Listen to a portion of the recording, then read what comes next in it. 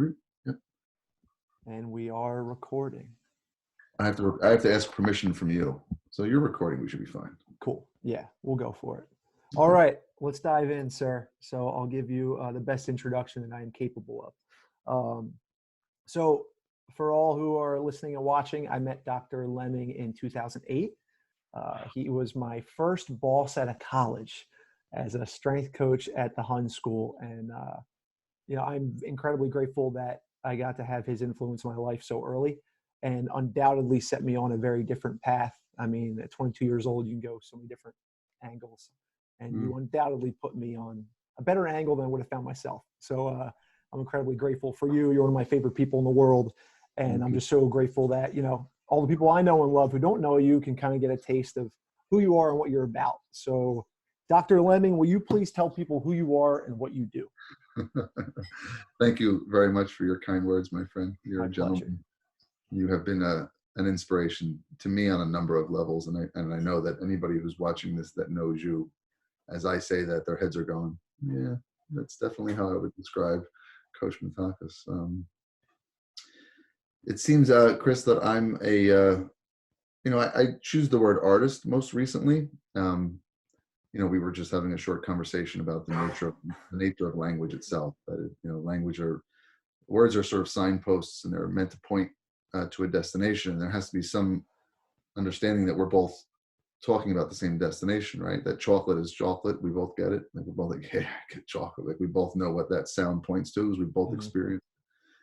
But words don't often capture most experiences. And the word artist, I think, it allows me at least to rest comfortably in the supposition that I'm not here to make anything happen. Like I've been really uncomfortable even with social media until recently, because I didn't want to put it out there with the assumption that it was suggesting you needed it, or that you needed to be someplace else. There's a very subtle form of aggression in most forms of education, because they're all suggesting there's the next level. It's going to be better, man. It's going to, and that tension is just something I'm deeply, deeply familiar with. So an artist is a poetic way of describing what I do, but I'm a therapist, I'm a coach, I'm a high performance psychology consultant to businesses and to athletic teams. I still work with private clients as a coach. I use the word coach instead of therapist because I don't really follow the medical model when it comes to the human psychological experience. I recognize that diagnoses are, again, signposts. They're words that we're supposed to be, a summary of symptoms that professionals could use in exchange. So rather than going, Chris has a tendency to be blah, blah, blah, blah, blah, they just use the, obsessive. There it gothat's what, then we have an element of Chris is not suggesting you are, well, you are. Actually. Which I am. They were meant to be used in exchange, and they've become these labels we put upon ourselves, and now they become diseases, which of course is really so that they can be seen as insurance reimbursable services. Like there's a lot that goes on there that it's just outside my pay grade, right? I just like to meet with people and open their eyes to the possibility that what you thought you saw wasn't very accurate. I'm an eye opener, an alarm clock, spiritual waste management. Dude, and you do that. Like the last time we hung out, we did yoga, and I remember I told you that you were the only person I spend time with who makes me completely reevaluate my interpretation of reality. And I think that's got to be the highest compliment you could possibly give somebody. And dude, since we hung out, I've been trying to figure out like, what exactly is that? Why is that? And my schema is so much rooted in improvement and becoming, which like at its root is kind of like the opposite and not what you're saying, where you're coming from a place of being. And that was one of the big things I wanted to talk to you about, because I'm sure all of us struggle with that balance of being and becoming. And I know I personally will spend so much time in pursuit of becoming that I neglect the being. And I would love your thoughts on that seeming dichotomy, whether or not it is one. Yeah. Almost anything that I have to say comes from the wisdom of other men and women who were far more evolved than I, or it comes from my own confusion. Those are the two origins of any wisdom that I have. And Chogyam Trungpa Rinpoche, who brought one of the people who brought Tibetan Buddhism to the U.S., used to talk about being on the razor's edge, that there's a few, again, words that point to the experience fairly accurately, right? And like paradox is one of them. Like all wisdom is paradox. Like you're not, if you think you've got something that's pure yes, I would suggest you begin to back up a little because pure yes. Any degree of yes you have in one hand, you have a degree of no in the other. They rely on each other for their meaning. That is what non-duality essentially is. That they're not in opposition to one another. They rely on each other. The mud relies on the lotus relies on the mud. Becoming relies on being, and being relies on becoming. So you can be fully rooted in your being and at the same time be becoming. I think what you're asking and what I've experienced before, right, is where we start getting rooted in the becoming, and you kind of feel part of your essence leave you. Yes. The way I've described it is so many people I work with and myself for many years of my own life, and still at times today, of course, I live 6 inches outside of myself. That there's this promise that it's going to be great. It's coming. Oh man, it's coming. When this coronavirus is over, I am gonna be whatever. It's and one of the beauties of either having some years, as I come close to now half a century, it starts having some weight to it. I'm not comparing it to anyone else's, but I know that for me it has weight to it. That you've been through that enough that you're like, wait a second, that never works out. Never. It never works out. And so, I think the whole conversation, Chris, and it's so important for me when we have a conversation about the possibilities, right? It's kind of what we're talking about, possibilities. That we start the conversation with a confession of imperfection, and it's not even a confession like it's a bad thing. It's just an acknowledgement, like we're not about to do anything right now perfect. So if we really get rooted in that, is there a way that we can relate a little bit differently to things as they rise when we're always coming from this place? Oh, wait, I'm imperfect. Wait, what is this? Well, I'm imperfect. So before I assume that I know what this is, maybe my perception's imperfect. Maybe the way I even feel my own feelings isn't quite perfect. Like, it's all imperfect. And that's beauty. It's, I'm working on it. It's the one element that seems to be necessary, the one that you and I think share, is that there's a degree of wakefulness, that to have this conversation, you and I have to be able to sort of sit on a perch, inside this shell and sort of watch things unfold. And that's what awareness is. Because for many of us and for many of our own years, we were not on a perch. We were rolling. We were in the experience. It was everything.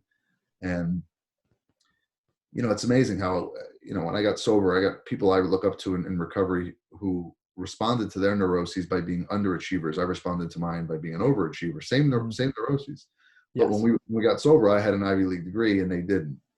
And so there was this benefit in terms of our culture that I had. And I think that's, similar to your story. I mean, however much of that training, I've only seen a handful of human beings train the way you did. It was remarkable, and it got you to a level of expertise in the art. It was very, very high, but I think you would acknowledge that a good portion of it was fueled by confusion.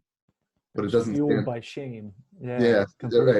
But it doesn't stand in the way of the fact that you now own that there's still. So isn't that amazing, right? So just one simple example. My recovery from alcoholism was arguably the greatest thing that ever happened in my life. And I had to drink every drink I drank to get there. So when I was engaged in what seemed like an act of confusion, I was really just adding one more snowflake, to a road that eventually would catch my eye. And I would say, maybe I should shovel it.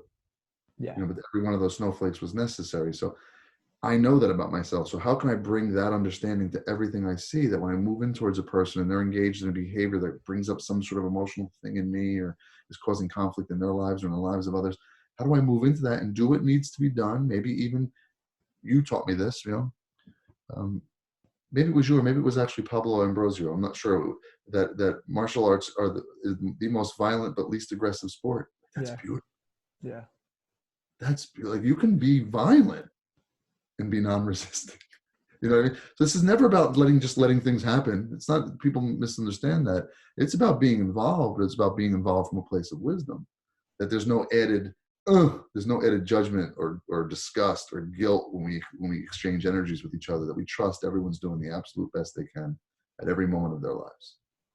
That's I a big remember when we opposite. went to one of your clients, right? Big business. I'm not sure if Independence Blue Cross. cool. Yeah. So Yeah. we were there, and I remember when you were giving a talk and you dropped that line that everyone is always doing the best they can. And dude, you've told me that like 5 or 6 times, and I still don't really get it. But like every couple months, it'll ring a little bit more true. A new layer. Yeah, because I mean, your model is compassion-based performance. Yeah. You know? And that's the source of compassion, to know that in all those times that I was accruing the mud through which I would grow my own lotus, like that was my path and I had to do it. So how do you go in and coach someone, whether it's yourself or it's someone you love, knowing that their suffering is the sandpaper for their soul that they absolutely have to be the mud to grow their lotus, while at the same time not wanting them to suffer now? Yeah. I think, moving into the exchange, brokenhearted is probably the smartest thing you can do, right? So if you walk into the exchange brokenhearted, all warriors have broken hearts, and part of what that means is that when you wake up to the reality that different people are experiencing the sandpaper that you and I will never know, dude, that ain't fair. Yeah. They didn't ask for that. They didn't ask for that. That's heartbreaking, and there's nothing you and I can do about it. There are people who've got sandpaper, far more coarse than anything you and I have experienced, that if you tried to take it out of their hand, they would take it back. And that just, man, but there's wisdom in that, right? That's the knowing that this is necessary, right?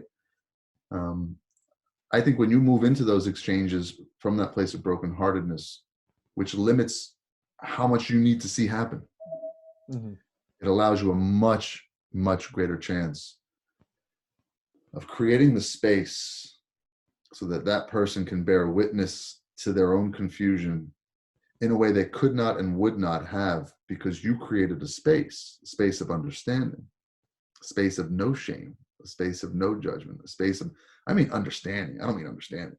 Yeah. I mean understanding.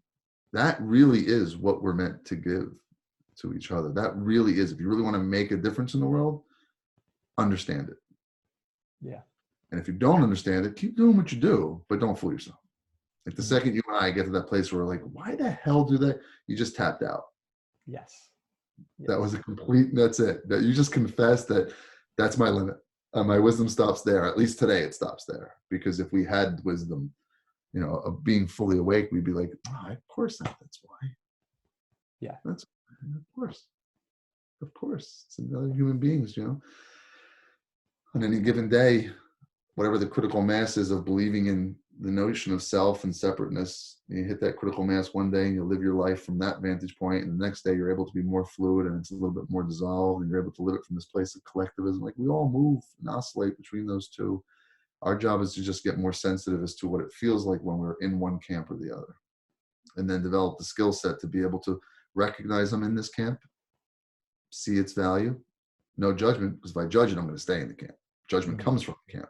No, I'm going to get out of this camp. This camp sucks. Now you're even further into the camp, Yes. So it's kind of just like recognizing it and then having that moment of like, oh, there goes my humanity again, And then you make the move into the space of greater connectedness and openness, That lack of judgment, I realized recently, that's why I go out in nature all the time. Like, dude, I have to go to a park at least once a day. I probably go like 2 to 3 times a day. Like, I spend a bulk of my waking hours alone in the woods, because that's why you're who you are.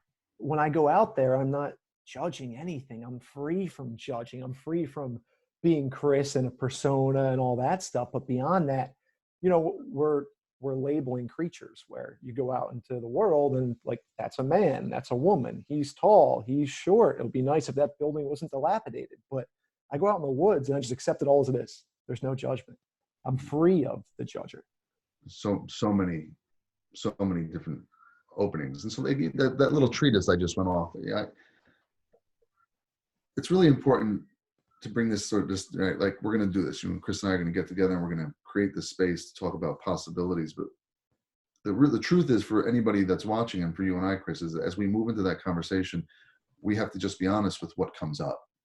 Mm-hmm. Like if understanding doesn't come up, but judgment does, cool. That's where you're at right there. That's it. That's the mat. Yes. That's the road. That's the water, whatever your sport is, whatever it is that you're trying to, to conquer, to complete. That's it right there. That moment where you bear witness to, that's all I can do today.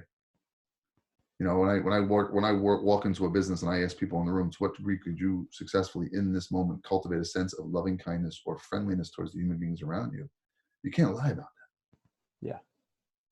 And we all talk about changing the world, but can we do that? Can you sit in public and actually feel for people? That's hard, but that's okay. That's where you're at. So some of the things we're going to talk about are going to bring that up for people, and they're not. That's okay. That's where you're at. You can sit in that space a little bit. Bring that sense of understanding. And if judgment does come in and you're still on that perch, you can bear witness to judgment and nod to it and offer understanding to judgment. Now you're right back into the practice again. So it doesn't start or end anywhere, right? But you're out in nature and you ask yourself, does a tree try? No. It's nature expresses itself, as either do humans. It's a made-up word. It's a made-up word. And I still find it coming. I've actually been with clients before and talked about it being a made-up word, and then I would say it in the next sentence. Right? Yeah. No, so but it's very important, because when we put that word out there, that's this way of, it's a little game we play where we want to sort of walk into this space of like awakenness and power and influence, but we want to maintain this ego piece. And so the word try, it just creates this, you're setting the stage for judgment. That's all the word try does. It has no meaning. How do you try?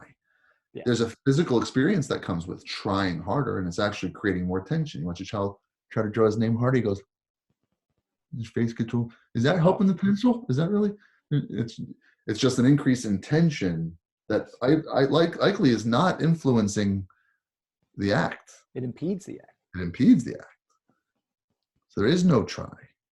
There is do. When we feel like that word is common in our language, it's because we've likely created a relationship with judgment and scarcity and not being enough and shame as our driver, which I think I can honestly say to you, and I would think you could say it to me, that every high performer I've ever met starts from there.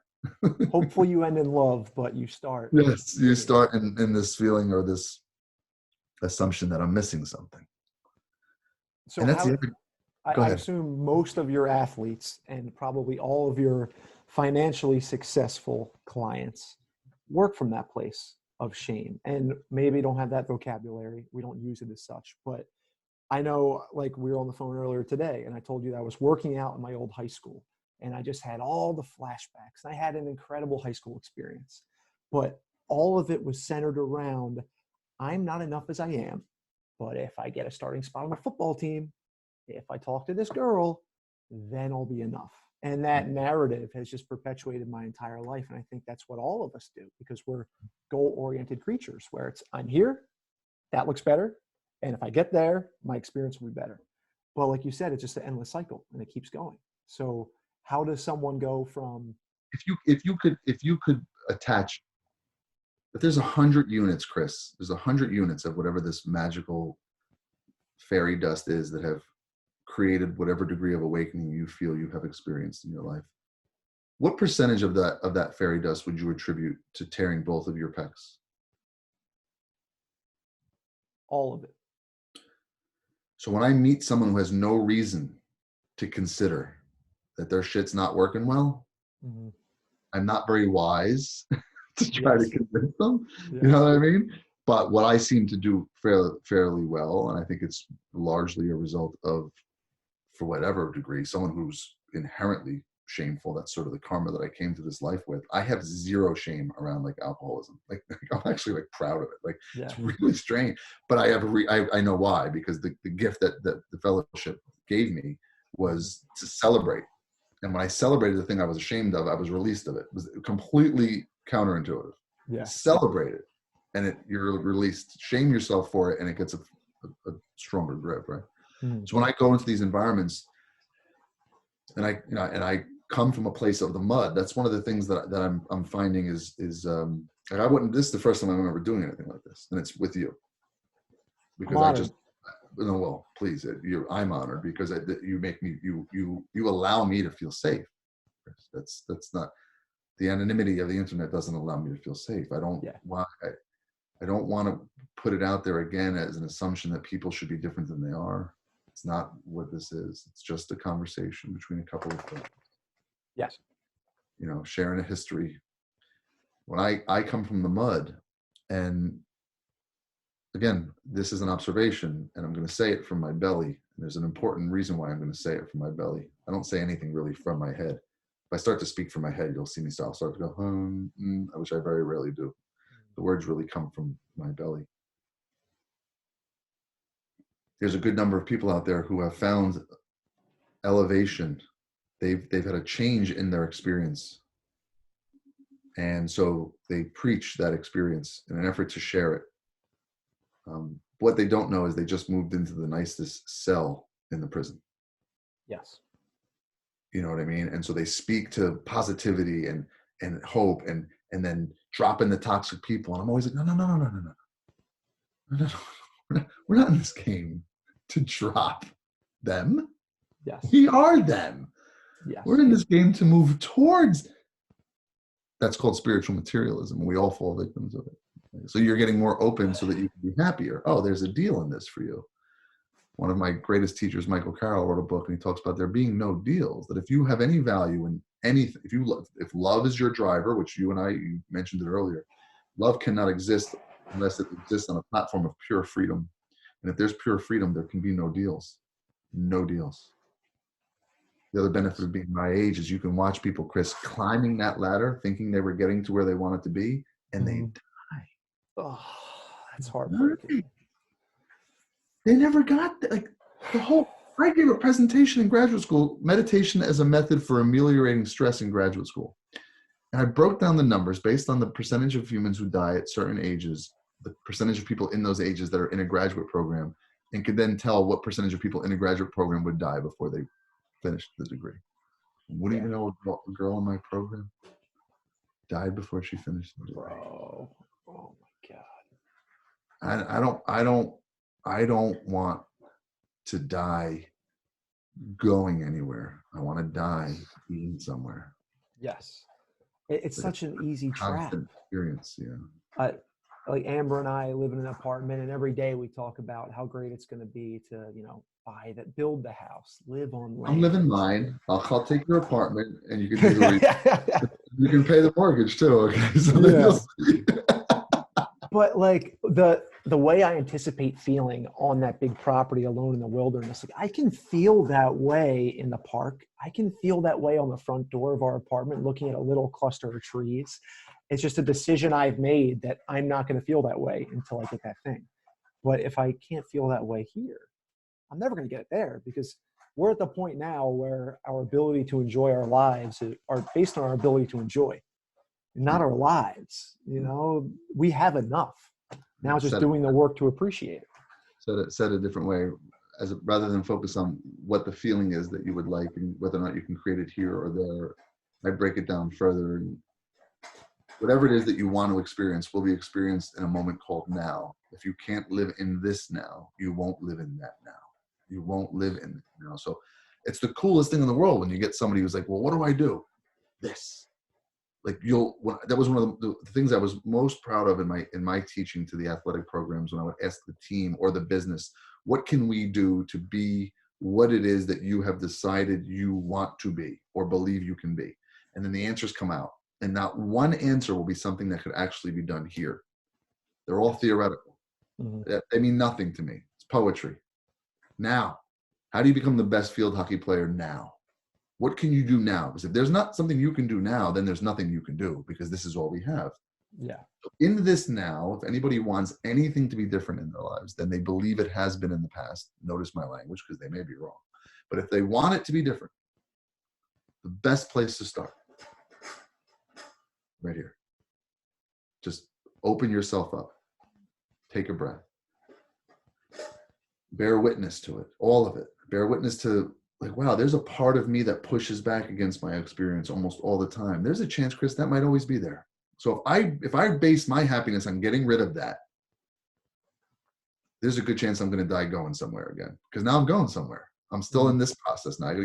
Is there a way for me to be in the presence of that pushing back part of me and see its value? Immediately see its value. How do you do that? Shortest cut is to see something that causes you some form of discomfort, or your karmic tendency is to judge it or push back. Bear witness to that, and then use that experience to soften yourself towards the suffering of another human, and then it served its purpose immediately. Then you don't want to get rid of it. So if anxious thoughts become the alarm clock to bring you back to the present moment, anxious thoughts are no longer the enemy, they're the alarm clock. Yes. And after a while, guess what? You'll be able to wake up without one. Right. Ram Dass talked about that when he's like, I've studied at the foot of all the masters. I've taken every drug known to man. I've meditated. I've done yoga. I've gone to every country. And I haven't lost one of my neuroses. But the difference is, what used to be this big, overwhelming, huge deal, now it's just like this little like schmooze. Like, it's still there, but now it's your friend, and you look at it like a child and you love it. And to your point of, these things opening you up, like when I tore both my pecs and I was physically frail and didn't know if I'd ever get put back together because it didn't look like I was going to, based on surgeon after surgeon. And I realized that, like, I carried this chip on my shoulder, not even a chip, it was a wall between me and everybody else because of what I was physically capable of, that I kind of brought that in every interaction, like on some primal level, was like, if I had to, dude, I could whoop you.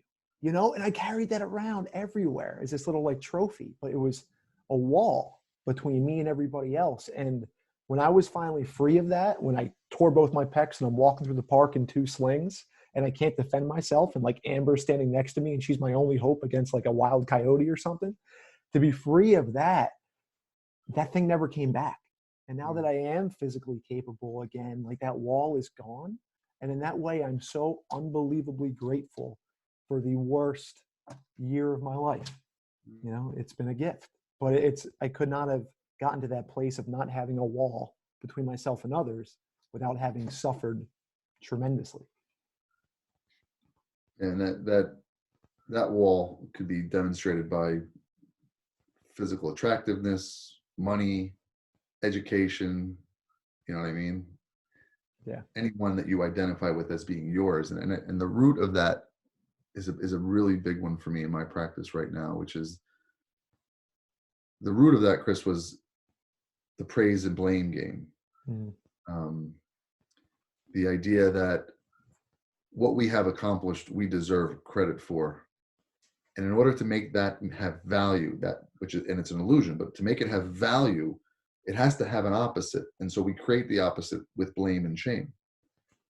And so the unfortunate reality is that no one gets out alive. That the more value you put on that praise, the deeper that shame has got to go, and it won't end until you let them both completely dissolve. So now you can be, a very skilled martial artist, and it's not about you. Yeah, you didn't earn that.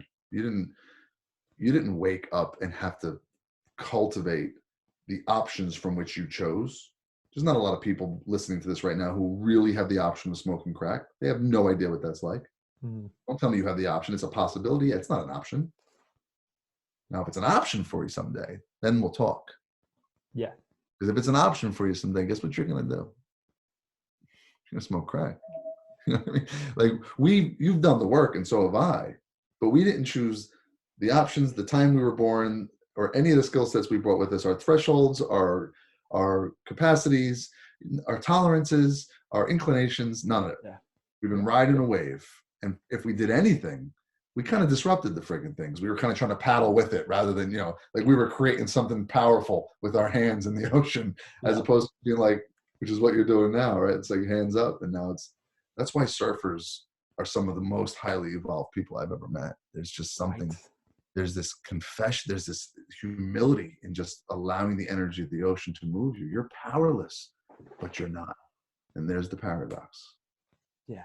And I think that's one of the biggest obstacles for Westerners in jiu-jitsu, is because so much of it is going with the stream, like the Taoist idea of Wu Wei, right? Effortless action.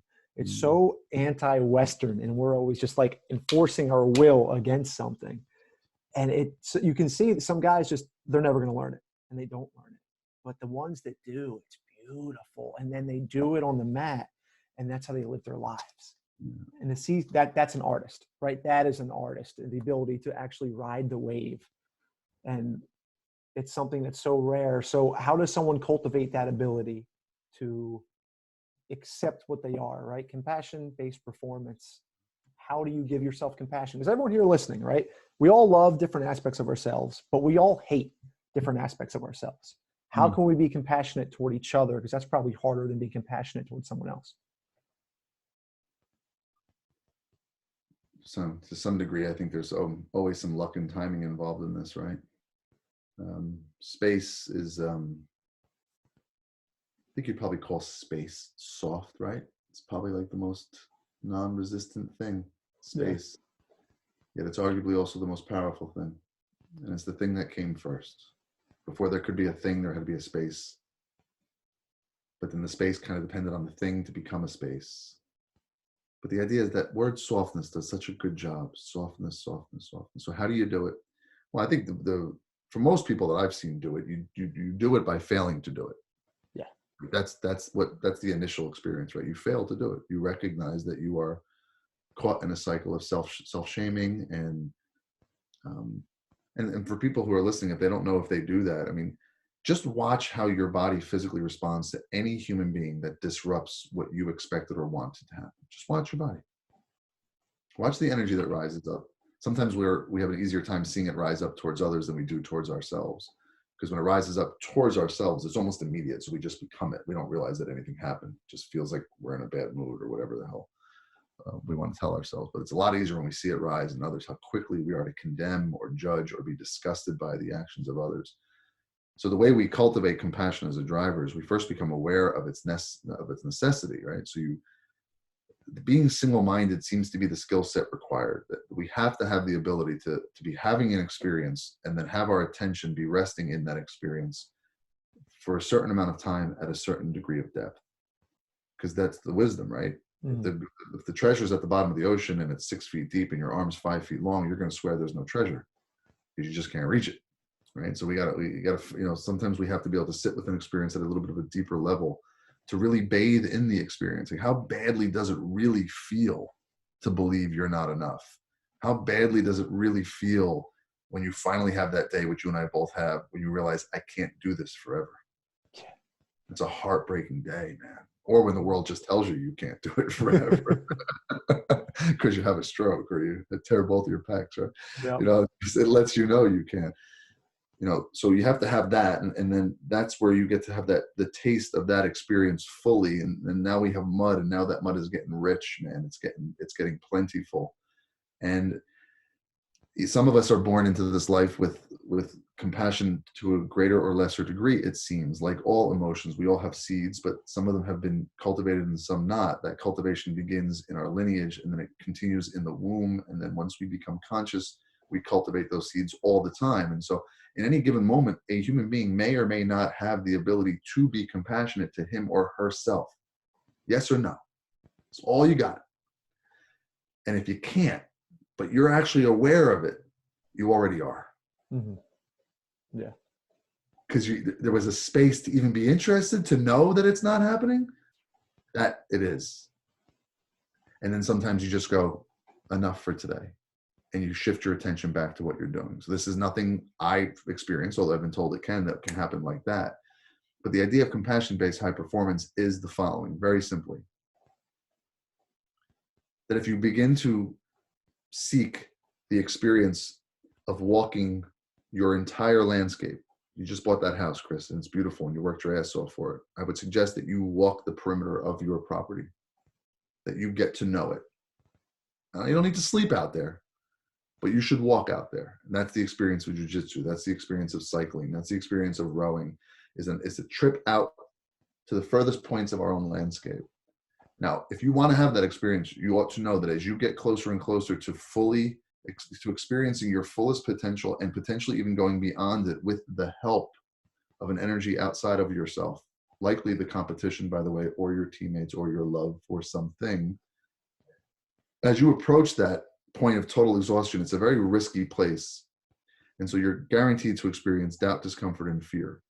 If in that moment you push back against doubt, discomfort, and fear, one of the most popular words used in high performance sports is to push. That push is a waste of energy, because I can promise you in rowing, first of all, it's a pull. So I don't know what you're pushing, I tell the rowers, and they finally get it. They're like, wait a second, that's right, I'm pulling, yet internally I'm pushing.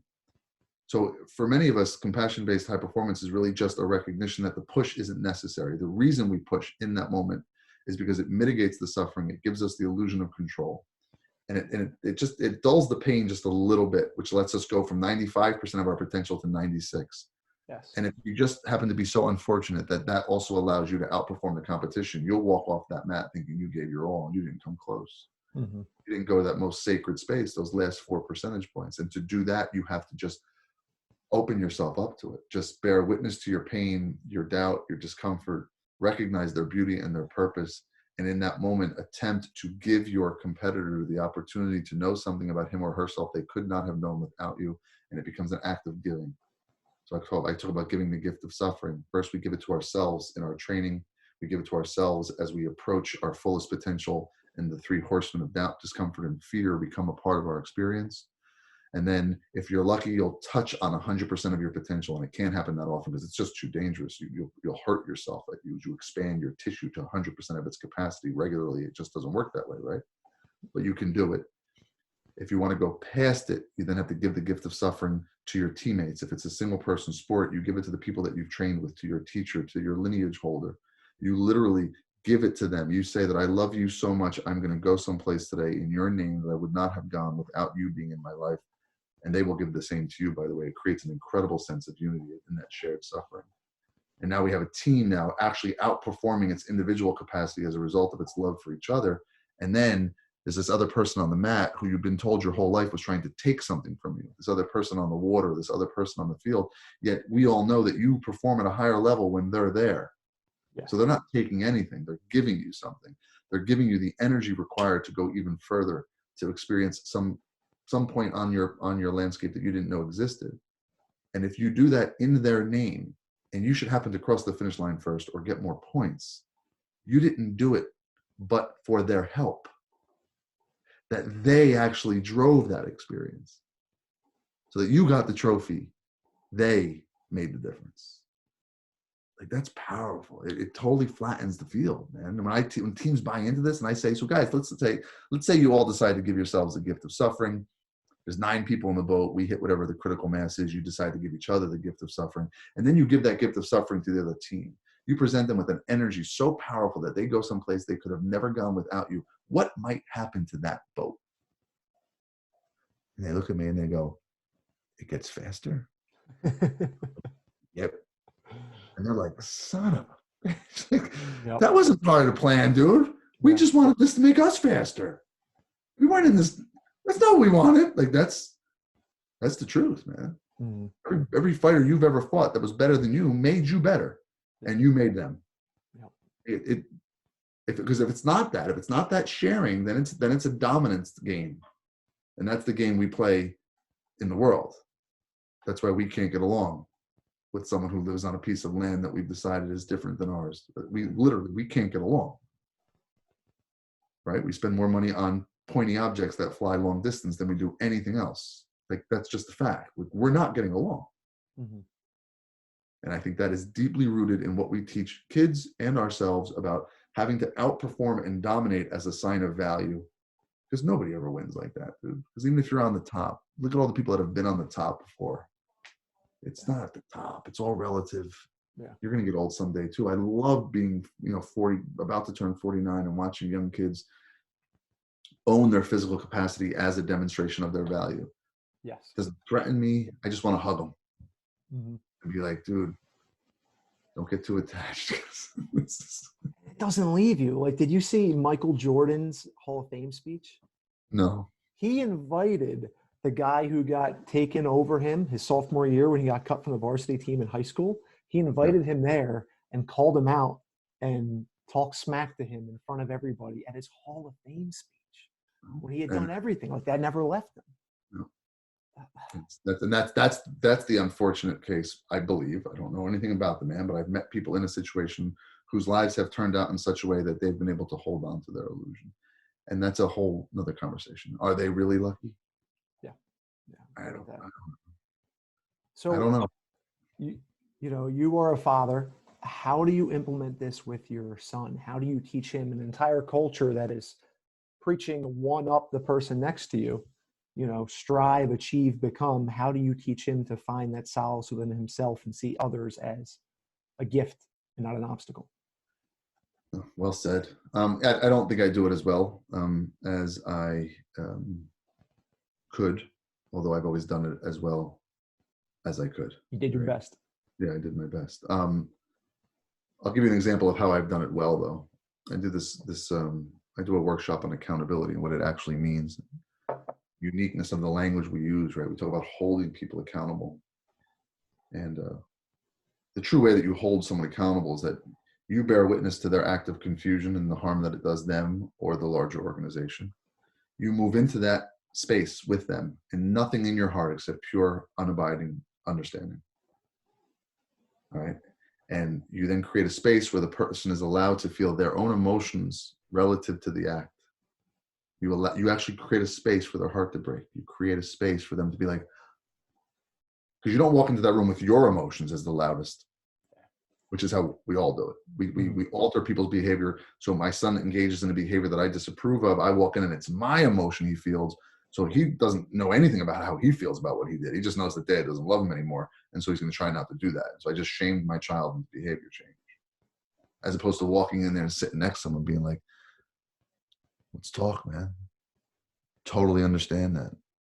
I've engaged in the same kind of confusion in my life countless times. What's it feel like for you right now?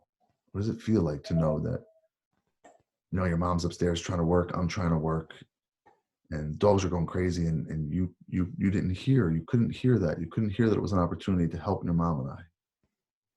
What's that feel? And you create that space, and you see his eyes open, and you see his heart break, but you don't let him start to shame himself. You don't let him go that far. You say, no, but I love you, man. I love this. This is awesome, by the way. It's like the greatest moment of my life to sit here in this space with you.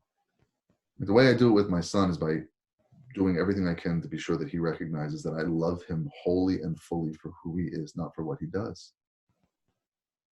I don't know how he's going to turn out, Chris. What do I mean, if you could really know, if you were like Martin Luther King Jr.'s parents and you knew he was going to be Martin Luther King Jr., literally everything he did, you'd be like, don't get seasoning more. Be like, I have no idea. Yeah. It's not my, it's so the one message though that I do believe is consistent is kindness. And when I don't demonstrate that, I've apologized to my son countless times. Like heartfelt, like, Bubba, I failed you there. I'm sorry. I love you. And that stuff you felt coming off me right there, that wasn't yours, man. That was mine. That was my pain and my inability to hold my seat in the presence of my pain. So I poured that on you. And then when your 12-year-old son looks you in the eye and it's not his eyes you see, it's the eyes of your lineage. And he goes, Dad, it's okay. That's incredible. You're like, teacher, who's the teacher? Yeah. You know what I mean? I wrote a couple books this winter, and I know, you're amazing. I appreciate that. But I would just go to Starbucks every morning. They open up at 5:00 and I would just write for a few hours. And I remember one day I was writing and one of the employees there was having a really bad day, and you could just like see it, right? She was just carrying it around. And I just would kind of like look up and watch how you see how she was trying to get it out of her by trying to give it to someone else, right? And she was going around all the other employees trying to throw it at them. Customer came by, if there was any opportunity, she tried to throw it at them. And that's the natural response, right? When we're in pain, we try to get that pain out by giving it to others. That's aggression. Pain. That is the definition of aggression. It's an emotional energy that we are experiencing that's too big for us. And we feel very unsafe in its presence. That's the biggest feeling, is unsafe. It's fear.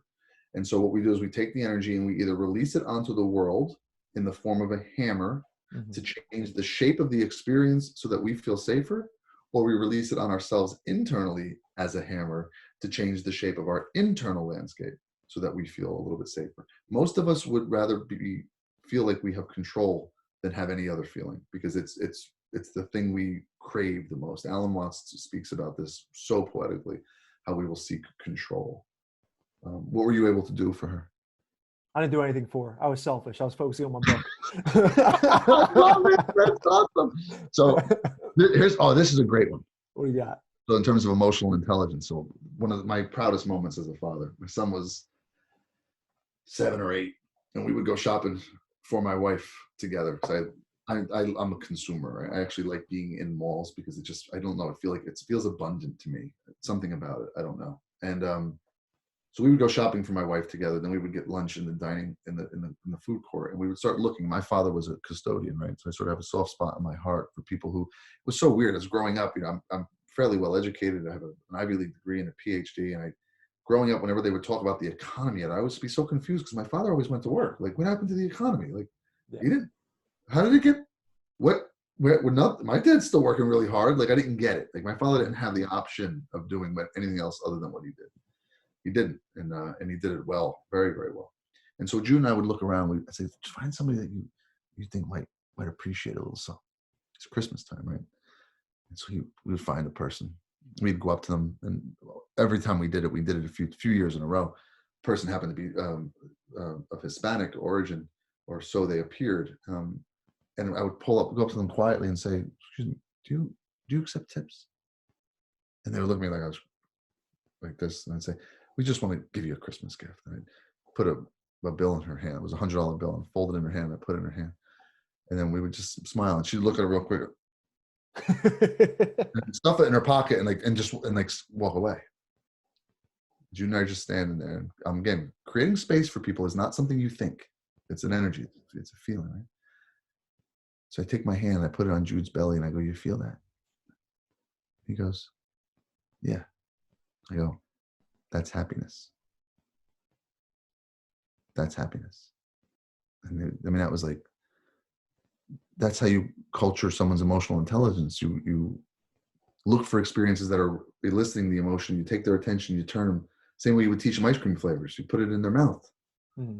That's where you experience the wisdom of ice cream. It would be very unfair if you put the ice cream in people's hands, because you're only getting a piece of the wisdom. You're getting cold and you're getting wet, right? You want the wisdom of an emotion, you have to be able to experience it in the body. You have to be able to bring your attention to the body, and then also be able to sit with it. Because if it's overwhelming and then you release it, so it's an opportunity I present to you, and I'll accept it as well, since I'm putting it out there, and anybody else that's watching.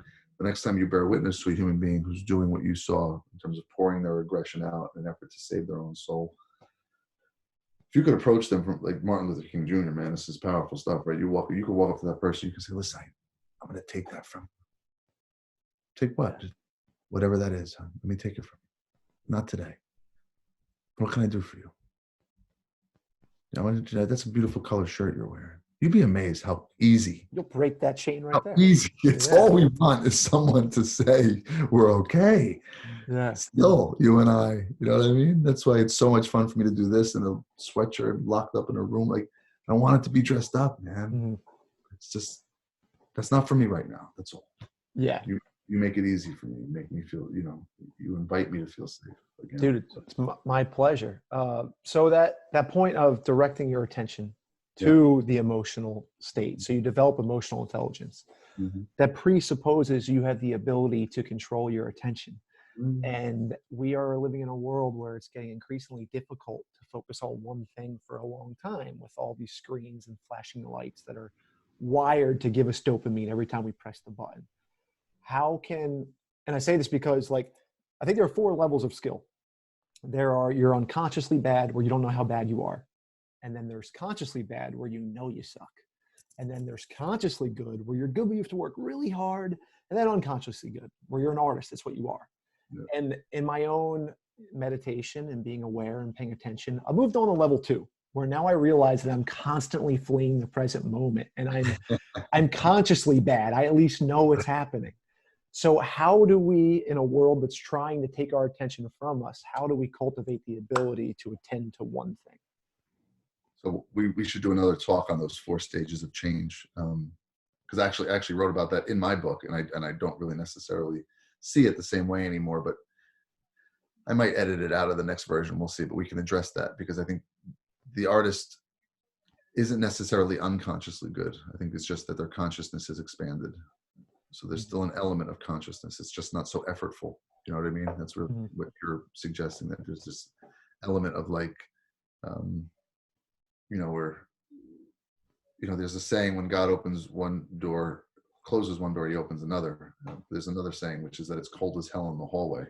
And that's where most of us are in our practice, right? Like, I know just enough to know that I'm a complete idiot most of the time. So it's kind of cool, right? Because attention and consciousness is something that science itself does not quite understand. We don't know where it's located. It's possible to move it around the body. I had a stroke almost a year ago to the day, and because I have a meditation practice and I spend time in my body, and have actually succeeded in experiencing my body's energy at the same time, so I can feel my whole body at the same time. I was very conscious of the fact that the left side of my body was dissolving. That's what it felt. It started at my foot and my fingertip at the same time, and it just started to dissolve to the point where I could look at the guy next to me and say, I'm having a stroke. And he was a doctor, by the way. He looked at me like I was insane. Like, I don't think that's ever happened. I don't think it's ever happened in the history of the world that someone had a stroke, was in a room. I was at a board meeting, and there were more emergency room physicians in that than any room in the history of the world, not in the history of the world, in any room than in the world at that moment. Yeah. It's a very rare certification, and most of the people on this board are emergency room physicians. And I'm able to look at him and go, I'm having a stroke. And I said it just like that. And so while my physicality was disappearing, my consciousness was not affected. And so we don't really know where it originates. Is the brain involved? Of course it is, but the brain's involved in everything. If you take the body away from the brain, they both die. But the heart has a pretty important role as well. I would suggest it probably originates from somewhere around here. But we have to practice it, Chris. It's a skill that we have to build, that we are all paying attention to something. The fact is, many of us have lost touch with what that attention is, what it feels like. What is it exactly? Like, the great masters are capable of recognizing that awareness is sort of like the canvas upon which all experiences happen. And they have come to identify themselves as that canvas.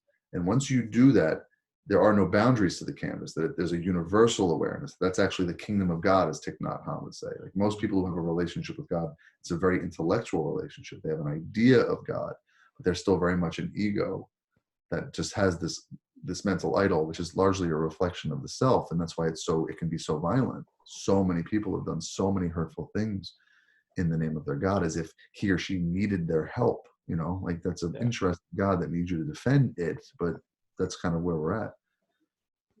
So I think once you begin to just touch it, because everything happens in layers, right?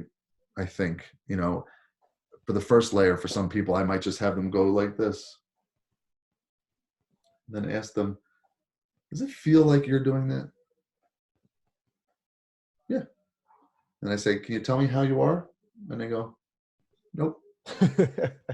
That's profound. That's an awakening right there, when you realize that even volitional movement, if you really pay attention to it, isn't what you thought it was. You don't make a decision. There's no.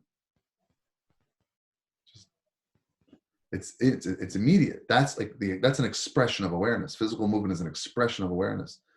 But because for so many of us, our awareness is so deeply rooted in the conversation in our head, we've only identified with a very small part of what it feels like to be awake. Because you're not really, you're just daydreaming. It's a weak kind of awake, when you're just paying attention to your thoughts all the time. And that's really what most of us are doing. If you get a chance to ask an audience, what do most human beings pay attention to most of the time? Very few people will say their thoughts. You'll get some very interesting answers, because most of the people don't have a practice. They don't sit and go, okay, I am going to pay attention to the feeling of my back against this seat. Seems pretty easy, right? And then before long, I'm having a conversation about Easter 2 years from now, Yeah.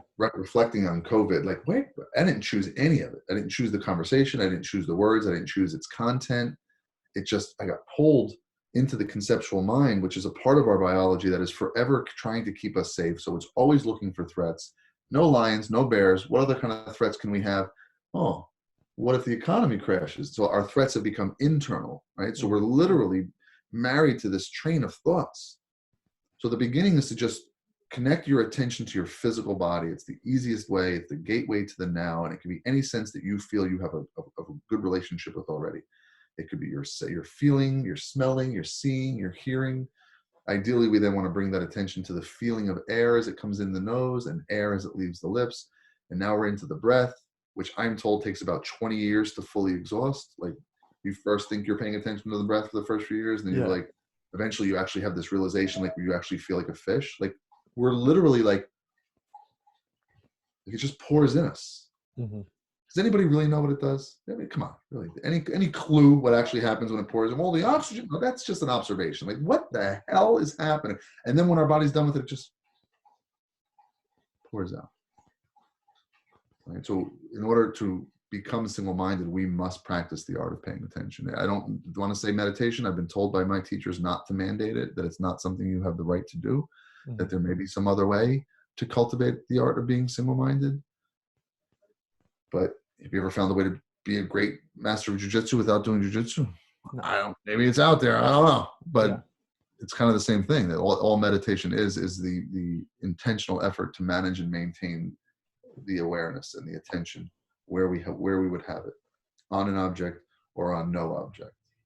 But the longer we do that, the more intimate we become with the feeling of being identified with awareness, as opposed to identified with sound, identified with thought, identified with emotion. We're identified with awareness. The more quickly we will start to realize when we lose that. How many times throughout the day, Chris, do you lose your identification with awareness and become identified with thought or identified with intention? Just something that's out. 99.9% of the time. Unbelievable. It's unbelievable. I tell people, if you're able to take 10 diaphragmatic breaths during any one day, you're a relatively awake person. Like, that's a pretty powerful practice, to just be sort of awake enough to know when you're sort of falling off the beam and getting pulled into concept and future and past, and then go, oh,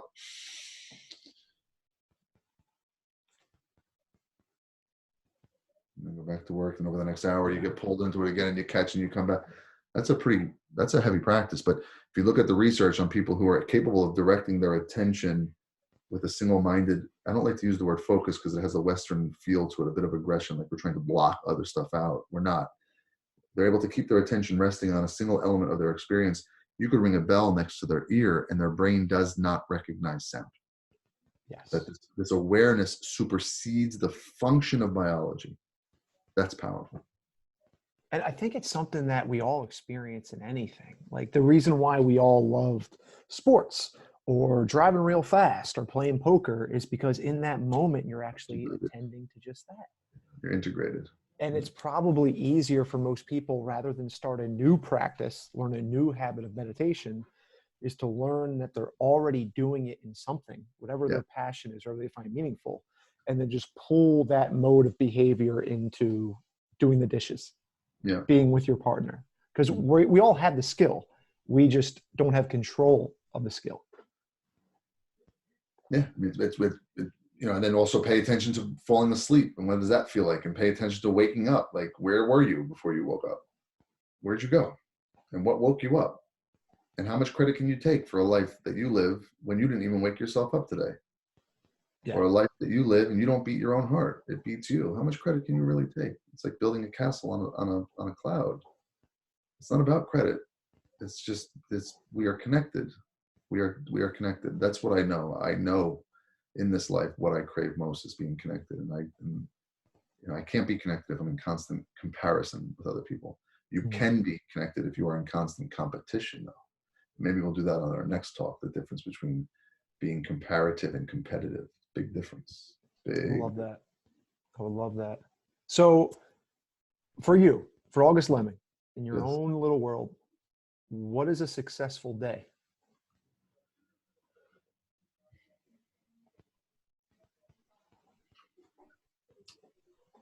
Successful day for me is one that I live rooted in my breath, which allows me access to forms of wisdom and connection and compassion, living in a parasympathetically engaged nervous system where I can just sense when people need something and have the ability to bring it to them.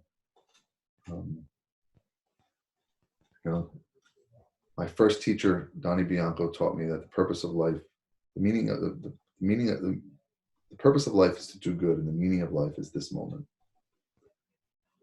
You know, and those days are just, you're not any less susceptible to heartbreak, right? Because there are no deals. Mm-hmm. You know, worst news in the world could come that day.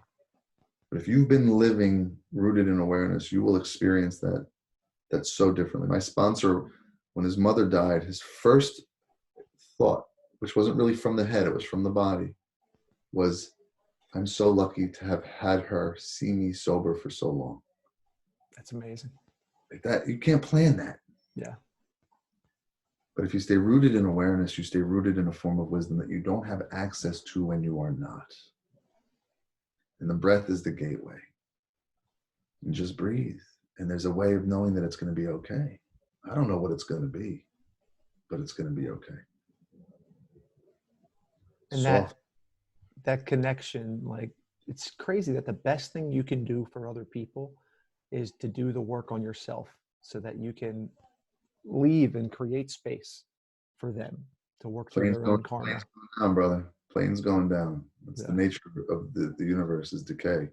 So when the plane's going down and the oxygen masks drop, you put yours on first. They don't then tell you what you're to do next, which is to save as many lives as you can. Yeah. Put your mask on first. And I guess we're probably coming close to the end. The greatest words, one of the greatest things that Chogyam Trungpa Rinpoche ever said, he said, I got good news and I got bad news. He said, the bad news is you just jumped out of a plane, son, and you got no parachute. What's the good news? The good news is there's no ground. Love that. Love that. Take that one. That's enough to keep you busy for a couple of years. I'll work on it. All right, man, dude, this was awesome. And I love you and I appreciate it. And I'm grateful for your time. How can everyone listening and watching get more access to you and your ideas? How can they connect with you? I appreciate that. And I have an Instagram page that I've just kind of started. I think it's at August Leming, right? And I believe it is. Which is at Dr. August Leming. But before I get to that, let me just make a statement about my love for you so that people might understand that you all might not know the history that Chris and I have, but we've been through some of the darkest days of my life. And Chris lived through those days with me for part of them and then apart for a while, but clearly we're back together, and he was a part of my healing and coming back to me and letting me know that I still had value. You know, that was a gift you've given me, Chris, that I can't repay you for. So, you know, people have said something similar to me, and I hope that it sinks in for you more than it has for me. But you are loved, and your existence in this world helps. And a lot of that is rooted in your confusion. So please don't get rid of it anytime soon. I'm desperately trying to, so hopefully I fail. All right, man. Peace. Thank you so much, brother. I appreciate you, bro. All right, man. Thank you for everything. And I hope everyone listening and watching took some stuff away from this. And yeah, anybody wants to write me a note, just reach out on Facebook or Instagram, and I'll get back to you for sure. Great. All right, man. I love you. Be well. I love you too, brother. Peace. Stay safe. You too. Watch your guys.